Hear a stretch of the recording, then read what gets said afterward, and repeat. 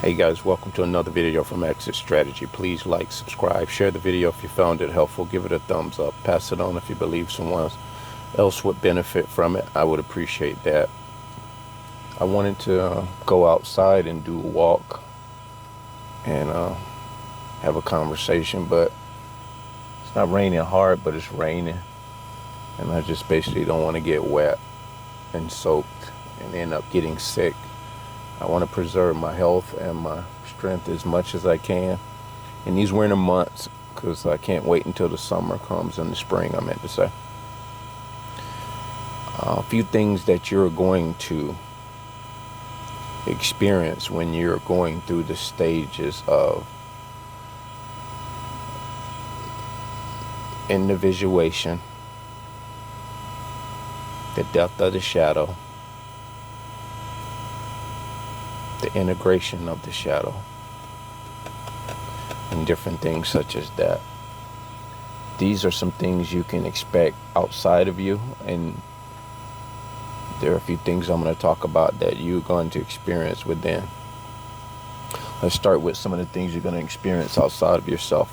You're going to experience not just a feeling of, it's not just going to be a made up paranoia feeling of people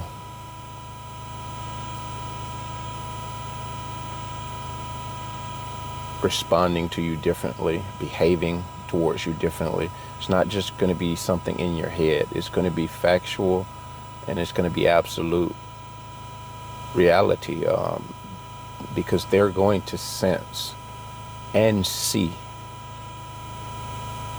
a whole new persona. And I'm going to talk about persona in another video. The persona is just something we carry with us through from our early beginnings up until we awaken. The persona is the mask. You know, not only does a narcissist wear a mask, but empaths, chosen ones alike, in the world at large, we wear a persona, because a persona is just simply a mask that has been adopted to go on through life, to go on to get along, I like to say. Is all the things that we portray, and the mannerisms and the behaviors and the etiquettes and the lack thereof. So we'll talk about that in another video, but we're going to talk about these things that are happening outside of you. People are going to notice undeniably that there's something different about you, but they can't really put their finger on it. And this is going to sound repetitive, but it is important that you really grasp this, guys. This is when you begin to do the inner work on yourself. I mean, when you awakened, they didn't altogether see that difference in you, because you were still living in that persona. You had this newfound evidence about this person, namely narcissist or narcissism, or the personality disorder of individuals that try to destroy your life. And so you're so focused on that until we don't realize that there is a lot of work within us, some undealt situations that need to be dealt with us, but we don't even recognize what those things are until we discover these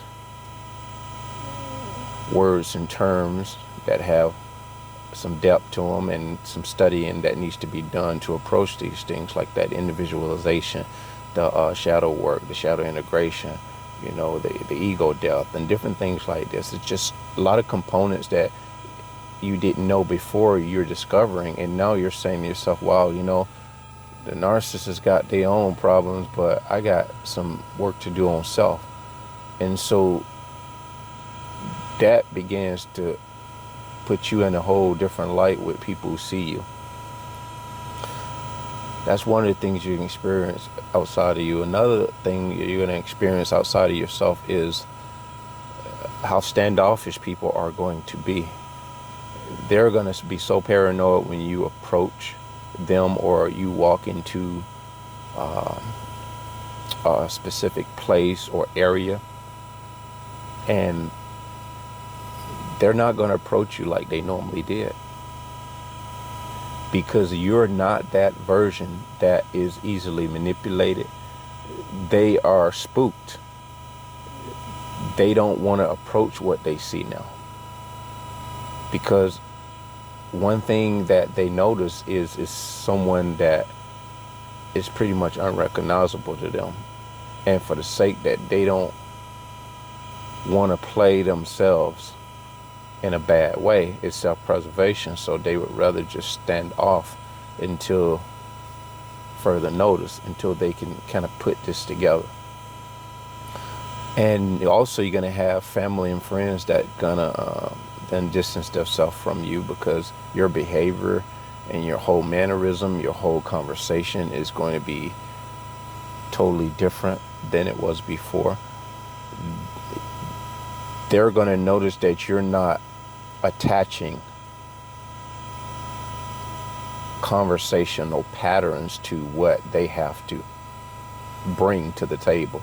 You're not going to be adding to their conversation. You're going to be more observant to what they have to say. You're not going to interject as much. You're going to observe a lot more. And no one wants to be observed without their consent.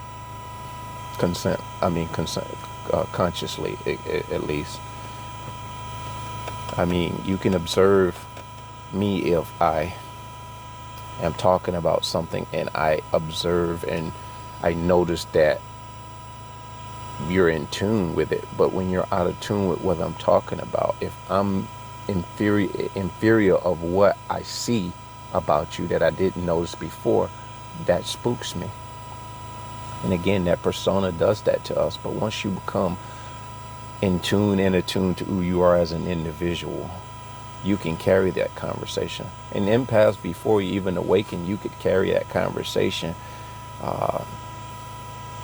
without being overly concerned about how you're being viewed, because you stood on business, you stood on authenticity. But that authenticity was still a persona that you created throughout your whole entire life. And it was just pretty much a costume that you adopted to who you were as a person. And when you come into this awakening, you realize that everything you've done, said, and how you behaved is to either measure up or to fit in. And it looks like to you now a big facade. And so now you're dealing with a whole blank sheet of paper. And so all of these things are going to be very confusing to you on the surface. But because you understand that this stuff is vital to you getting to who you truly are, you're willing to chance that unfamiliar feeling, as opposed to people outside of you. They're not willing to chance that unfamiliar feeling they both feel and what they see. Now, internally is what I just spoke on. You're gonna feel like you don't know who you are. Pretty much, you really are deserting everything you've known about yourself, pretty much, and you're starting over from scratch, learning who you truly are deep down within. And one more thing you're gonna notice within you, that this is something that you wish you kind of gonna be conflicted. You're gonna wish you didn't know what you know for a moment, but then you're gonna talk yourself out of that if you're willing to go deeper and say, this is all in your head. You're gonna be like, I'm glad I know what I know now. But now knowing what you know is a weight. It's a weight and a burden to be carried. Nothing to be afraid of. It's just going to be unfamiliar. The payoff is going to be very much worth it. And psychologists won't tell you about individuation. They won't tell you about shadow death. They won't tell you about the ego death. They won't tell you about searching and seeking and trying to get the persona the false persona out of the way in order to establish the true self. These are not even terms that you're going to hear in a psychologist forum, especially a therapist forum, because therapists couldn't make money if they gave you the secret to solving your dilemmas for the long haul. They're only going to give you a pile of do's and don'ts, a lot of curriculum to where it keeps you having to come back and rely on their next step for you. With the age of the internet, guys, you don't have to rely on a therapist. And I'm not here to tell anybody to stop doing therapy, by the way. I'm not here to suggest that. I am, however, encouraging you with the freedom and the free will to go on the internet and to go and resource some of these avenues and stuff like that have information such as what I'm speaking about, that can help you overcome the situation for the long haul. And you'll be able to see through that clutter that I think man, by design, has amassed in front of you to keep you stagnated, blinded, and at the back of the pack. God doesn't want you to be in the back of the pack. He wants you to be in the race of life. He wants you to be enjoying the fruits of your labor. He wants you to be enjoying other people of like mind, interacting and fellowshipping with them in a very harmonious, happy, healthy, holy way. Not to be on the illusion that you're okay when you're not. See, when you truly can be raw about who you are, both strengths and weaknesses, you are that individual that a lot of people rest a lot of their hope on. They can be hopeful because they can see and they sense in their bones and in their soul that it's something you provide based on your existence. The more you do that inner work, the more God is going to draw those type of people to you. You could be a man or a woman of few words, yet you're going to draw people to you that sense that strength, that inner strength. And you're going to be that one that doesn't have a high position in society. You're going to be that one that doesn't make a whole hell of a lot of money. You're not going to be a very wealthy, well-off, distinguished person in the community. You're going to be that person that is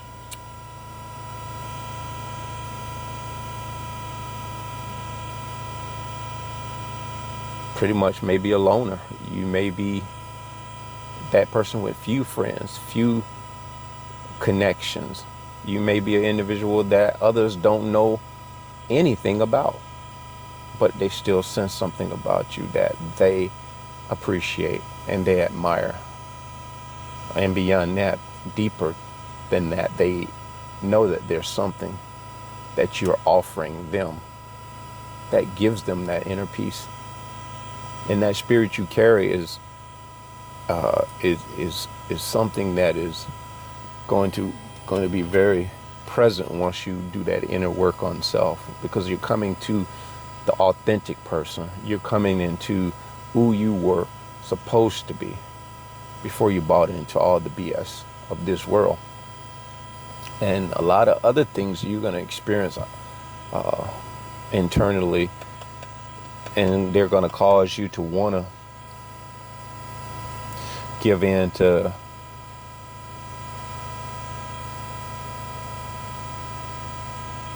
altering and modifying parts of you to fit into society, but that temptation is not going to be as strong as your desire to keep pushing towards seeking the true self, because you know to be fake just a part of the time is the same as being fake all the time, and you just cannot do it anymore. And to be around this type of energy in this environment is going to be debilitating to you as an empath awakened once you're doing this inner work. And it's not to be mean, it is protection. And it's going to seem like you're carrying a burden, like this is something that you shouldn't have to carry. But if you think about the burden you carry all your life of living up to other people's expectation, that burden far outweighed the burden that you have now. There is no easy way to say this, and there's no easy way to do this. The best way to do this is just to approach it logically, realistically, patiently with yourself, knowing that this is going to be some deep diving into areas that you would rather not have to deal with, but you know the trade-off is not a good option. To stay stagnant and not go forward or backward is still yet the same. It's a situation that you would rather not choose, so you have to keep moving forward. Be patient with yourself and continue to look into the deeper meaning of life as it pertains to your peace, your happiness, your inner satisfaction. Start from that, and then the people around you, you will really notice that they were heavily reliant on your presence in a certain way. And the new presence is not something they understand, relate to, or even accept.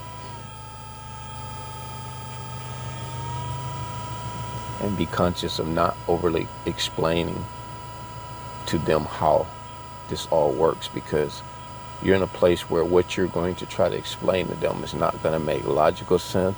It is not going to make them feel like you're doing the best thing for you, because in their mind you're being selfish, egotistical. They're going to think you have a superiority complex. They're going to be thinking all types of things that are so far from the truth, because these are things that we band-aid to substitute what we truly need to feel, that this individual has made a dedicated decision to take hold of their life and respect it. No, they can't do that, because it feels like desertion.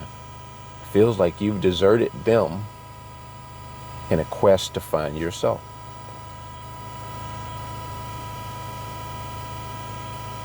And you've only decided to take the needed time for you, to seek you, in order to be a better person. That's all you're doing. But to the unconscious mind that have built their life around doing things the way most people around them doing them, you're gonna seem like you're off your rocker, because you've determined to do something that most people don't dare to do. Because of their circumstances and experiences in life, they have just not come to a point where they're willing to do something that drastic in order to have a life that is wholesome and fulfilling. They would rather go through the illusion of believing, if I do this and enough of that, I'll be happy, I'll be content. But in doing all of those things, most of it includes things outside of them. Things that involve measuring up so they can be viewed in a light that is digestible to others. But you're not on that page anymore. And you're blessed because of that. Keep pushing and keep proceeding. The work is intense, the work is deep, the work is lonely, but in that solitude, God will grant you the peace. He will grant you the strength, and He will grant you the courage. So just take hold and take heart. That being said, bless.